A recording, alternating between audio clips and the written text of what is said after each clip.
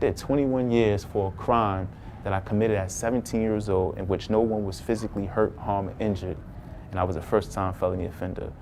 And I've gained so much knowledge, I've gained so much, experience, and I've accepted responsibility for what I did wrong. What other reason is there to keep me in prison?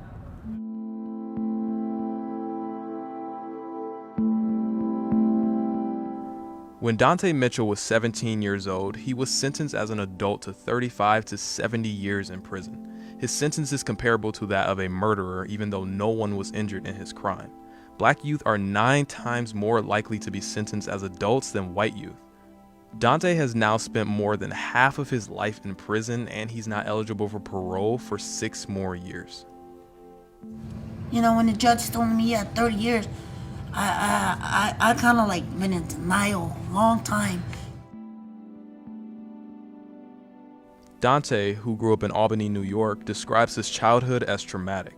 He witnessed abuse, his father wasn't around, and his mother was addicted to drugs. It was very, very hard for Dontae, but he was a good kid. He would man up, he would feed his sisters, he would clean the house. He just did a lot more than a young child should have to do. At 11 years old, Dontae was removed from his mother's home. For the next 5 years, he lived in various foster care homes before aging out of the system at 16. He ended up at a temporary shelter for homeless youth called Equinox. Equinox was in Albany, New York. It was just, the staff, they were pretty cool. They were, very responsive to the needs of the children there. I just never had that, having that level of adult support and caring. There was something kind of striking about Dontae, and that was how quick-witted he was, how intelligent he was. I mean, it was just obvious the first time he opened his mouth and talked about himself was that this is a very, very bright young man. Dontae bonded with the staff at Equinox and even flourished during his time there. He got his GED and started working part-time. But after 60 days, he had to move out due to state law. Dontae moved in with an aunt and says it was there that his step-cousin introduced him to the idea of breaking the law. I was always the one that wanted to work. I wanted to go to school. I wanted to do these things, so I wasn't really exposed to that. But when I did become exposed to it, it was just like, all right, let's try it, and it just kind of snowballed from there. First, Dontae and his cousin tried a few robberies. Then Dontae held up a McDonald's where he had previously worked. I went in there with 2 guns, a mask on, fired 1 shot over the sign, told everybody, what did I say? I can't remember exactly what I told everybody. I think I said freeze, don't move, whatever. Some kid stuff. Told 1 girl, put the money in the bag. I took the manager in the back, had him open up the safe and put the money in the bag. Then I said, everybody go in the freezer and put a lock on it. I knew they can get out because they have it's a safety, because people might get locked in freezers, so they had a safety. But that was slow them down, and I left. I don't know what I was thinking. I couldn't have been thinking anything. Just being a kid, thinking, that's my cousin, you're into it, why not? Not really looking at the long-term consequences for that type of life. It was just boneheaded.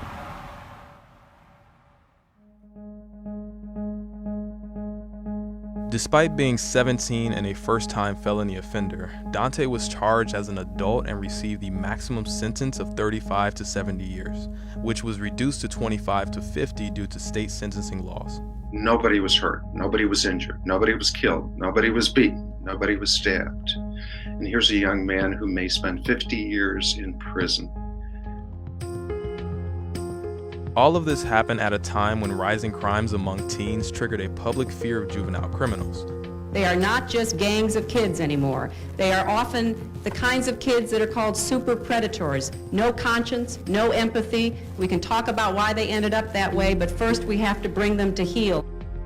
Thousands of juveniles across the country, mostly young men of color, were sentenced to life without parole or given the death penalty. The amount of prisoners under 18 years old in adult prisons doubled and reached a peak of 5,400 on a single day in 1997. We take people who do violent things because something violent has been done to them or they've lived in some place where violence is part of life, and we put them in place to modify that behavior that runs on violence. You can't survive unless you know deeply the power of violence. Sentenced the day before his 18th birthday, Dontae entered the maximum security prison, Great Meadow Correctional Facility. There's no real rehabilitation. There's not even a goal of rehabilitation. It's just lock them up, keep them away for a few years, and then somehow, they expect you to be cured of whatever it was that you went to prison for, and you're not. This environment doesn't nurture pro-social behavior, it doesn't nurture that type of mentality or behavior. It really nurtures you to be the thug, the gangster, the killer, because those guys in this environment get the most respect. For Dontae, the road to redemption was not straight. In 2002, he attacked another prisoner in what he says was self-defense and had 2 to 4 more years added to his sentence. I'm not a model prisoner. I'm not perfect, and I've had issues, disciplinary issues, adjustment issues. I accept all that. I grew up in here though. This is where I reached my maturity. I became an adult in prison. What did you expect? You gotta be insane to want this, and what this imposes upon your character. Who wants to go back into society and come back to prison? Who wants that? And it's kind of sad, because you would think that any rational person would say, I want to do better. But a lot of guys are not going out there with the skills to be able to succeed. And I realized that this institutions, they don't provide that. So I had to provide it for myself. Now Dontae says he spends his free time in the law library, takes college courses, and mentors younger prisoners. There's a couple 18-year-olds under my tutelage right now. There's one kid, he's like a firecracker. He's just, but he's easily influenced by all the negativity. Like, he feels like, I gotta be the tough guy. But imagine if you separate him from this environment where he doesn't feel the need to be the tough guy. What would he do then? What could he aspire to? Because he's a very, pretty bright, intelligent kid. But sometimes escaping this reality, it's not easy. He's a credible person to talk to young people because he's been there. He's been in their situation before. Whether they recognize it or not, he has rehabilitated himself. He's not the guy that's going to come out here and commit crimes. He's the guy that's going to come out here and try to make a difference. While Dontae has been incarcerated, new research has found that our brains are not fully developed into our early 20s. Researchers say that means teenagers are more susceptible to peer pressure, less risk averse, and more likely to be persuaded by their environment. 2 Supreme Court rulings, Roper v. Simmons in 2005 and then Graham v. Florida in 2010, took into account this brain science when ruling it unconstitutional to give juveniles the death sentence or life without possibility of parole.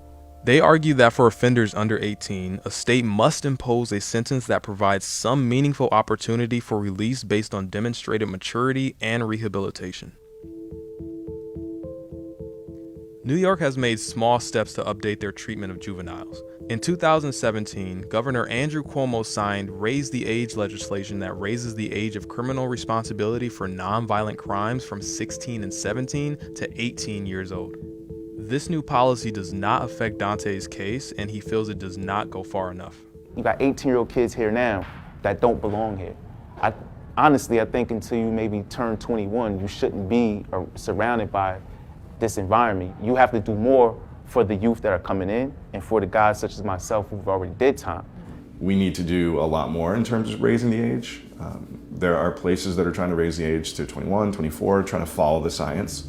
I think we're asking the wrong question about focusing on this age. We should be talking about what do the facilities look like that we send people to, and what are we doing in there while we have young people there. Dontae is now suing Governor Cuomo and the New York State Department of Corrections and Community Supervision, arguing that they have not developed meaningful rehabilitative treatment for juvenile offenders with long prison sentences. With 6 more years in his sentence, Dontae has applied to the governor's office for early release through clemency. What does that 6 years really mean to us when, we've got 20? That 6 years doesn't really mean anything to us anymore. It means the world to Dontae. Like tomorrow means the world to Dontae. I just want him to be free. I think he served his time. In New York State, it costs $60,000 per year to house, feed, and guard a prisoner. That means over the past 21 years, the state has spent $1.2 million on Dontae's incarceration. I'm more of an asset out there than I am in here. I learned the lesson that I needed to learn. I've learned it.